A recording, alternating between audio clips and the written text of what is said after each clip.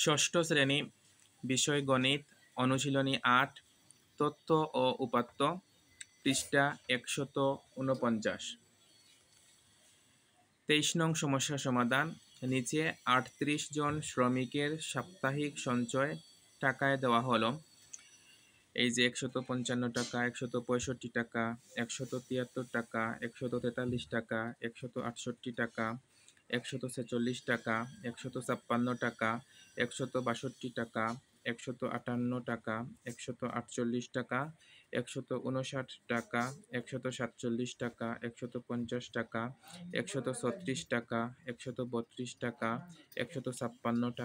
১৪৫ টাকা, ১৩৫ টাকা, ১৫১ টাকা, ১৪১ টাকা, ১৬৯ টাকা, ১৪০ টাকা, ১২৫ টাকা, ১22 টাকা, ১৪০ টাকা, ১৩৭ টাকা, ১৪৫ টাকা, ১৫০ টাকা, ১৬৪ টাকা, ১৪২ টাকা, ১৫৬ টাকা, ১৫২ টাকা, ১৪৬ টাকা, ১৪৮ টাকা, ১৫৭ টাকা ও ১৬৭ টাকা।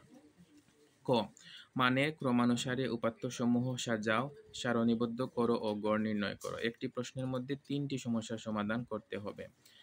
আমরা প্রথমে মানের ক্রমানুসারে উপাত্তসমূহকে সাজাবো ইনশাআল্লাহ। তার আগে আমরা একটু দেখে নেই। এখানে আমরা দেখতে পাচ্ছি যে সবার ছোট হচ্ছে ১২২, তারপর আছে ১২৫, তারপর আছে ১৩২, তারপর আছে ১৩৫, তারপর আছে ১৩৬, তারপর আছে ১৩৭, তারপর আছে ১৪০ আছে এখানে একবার, তারপর এখানে আছে একবার, দুইবার, এখানে আছে একবার, তিনবার। ১৪০ আছে তিনবার। তারপর আছে ১৪০ তিনবার আছে। ১৪০-এর পর আছে ১৪১, ১৪১ আছে একবার। তারপর ১৪২ আছে একবার। তারপর ১৪৩ আছে একবার। তারপর ১৪৫ এখানে আছে একবার। তারপর এখানে আছে একবার, দুইবার। তারপর ১৪৬ আছে একবার।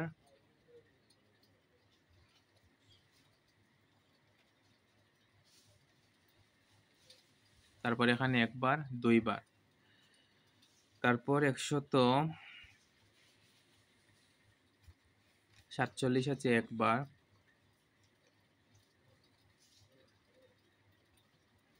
তারপর দেখা যাচ্ছে ১৪৮ এখানে আছে একবার।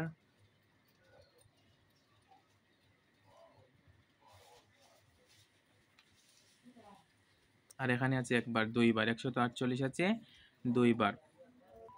তারপর ১৫০ আছে এখানে একবার। আর এখানে আছে একবার, দুইবার। ১৫০ আছে দুইবার। তারপর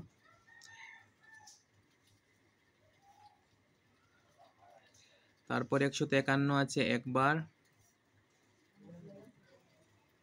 ১৫২ আছে একবার।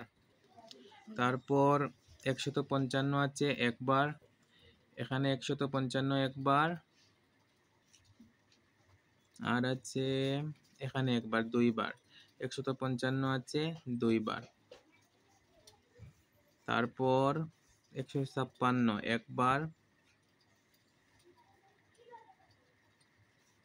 দুইবার, তিনবার। ১৫৬ আছে তিনবার।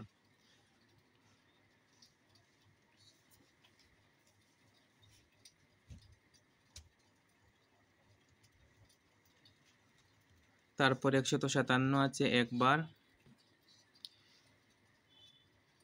তারপর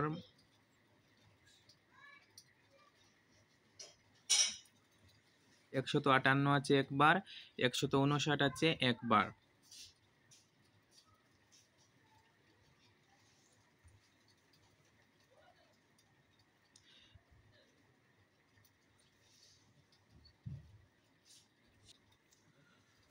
তারপর 162 আছে একবার,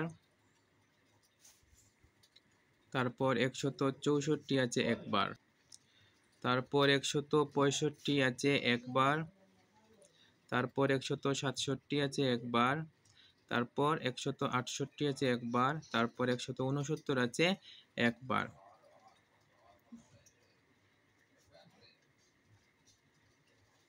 সর্বশেষ 173 আছে একবার। এবার এগুলো আমরা লিখে দেখাবো ইনশাআল্লাহ।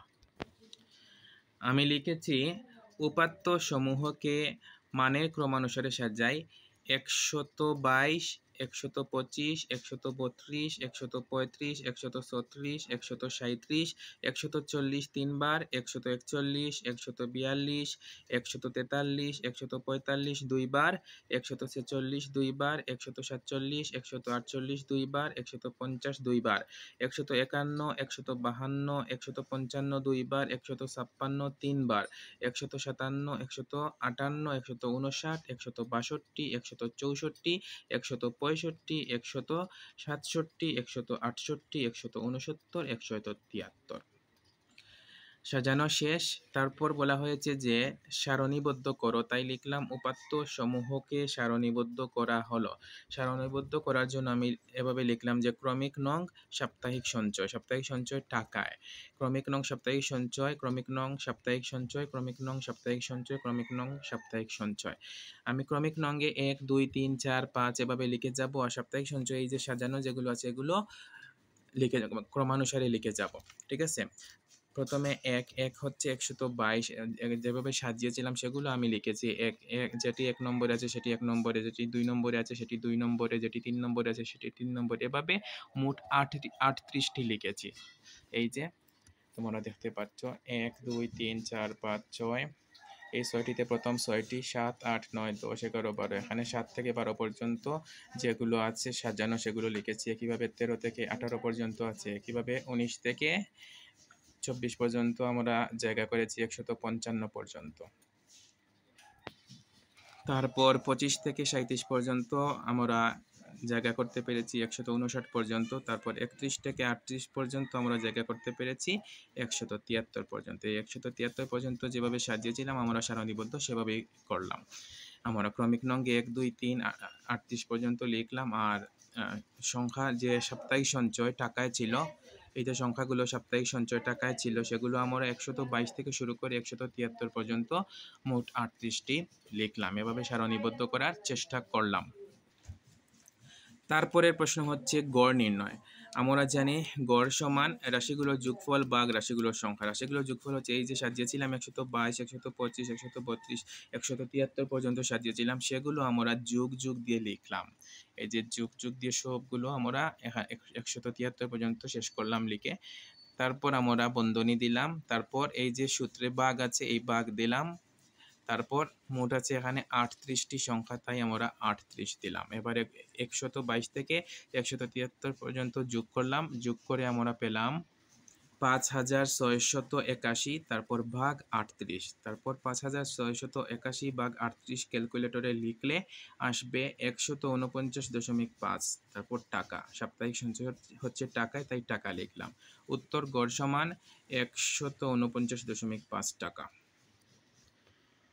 খ, উপাত্ত সমূহের মধ্যক ও প্রচুরক নির্ণয় করো। মধ্যক নির্ণয় করতে হলে আগে মানে ক্রমানুসারে উপাত্ত সমূহকে সাজাতে হয়। আমরা কোন সমস্যার সমাধানে সাজিয়েছি তাই আর সাজাতে হবে না। এবার আমরা সাজানোর পর থেকে শুরু করব। আমি লিখলাম এখানে n সমান 38। আমরা একটু আগে যে সাজিয়েছিলাম সেগুলো ছিল 38টি সংখ্যার, তাই লিখেছি 38টি, অর্থাৎ 38, n = 38 যা জোড়। আমরা জানি জোড় সংখ্যার ক্ষেত্রে মধ্যক সমান n/2 তম পদ যোগ n/2 যোগ 1 তম পদ বাই 2। এবার আমরা মান বসাবো। n এর মান হচ্ছে 38/2 তম পদ যোগ n এর মান হচ্ছে 38/2 যোগ 1 তম পদ বাই 2।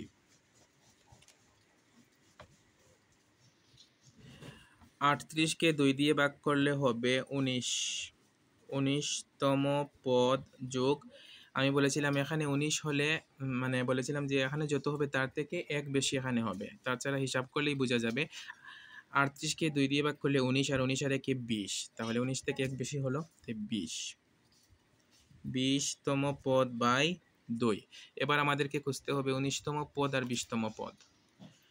আমরা খুব সহজে 19তম পদ এবং 20তম পদ পেয়ে যাব, কারণ আমাদেরকে কি করতে হয়েছিল, আগে সারণীবদ্ধ করতে হয়েছিল। এখানেই পেয়ে যাব, এই যে ক্রমিক নঙ্গে 19 আর 20 পাবো। এই যে 19তম পদ হচ্ছে 148 আর 20তম পদ হচ্ছে 150, তাহলে 148 আর 150।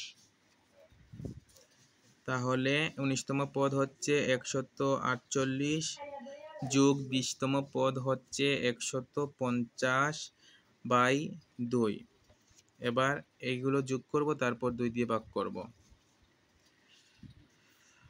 যোগ করলে হবে 298 ভাগ 2, অর্থাৎ বাই 2। এবার 2 দিয়ে 298কে ক্যালকুলেটরে ভাগ করতে হবে। ভাগ করলে হবে 149, তাহলে উত্তর হচ্ছে মধ্যক সমান 149।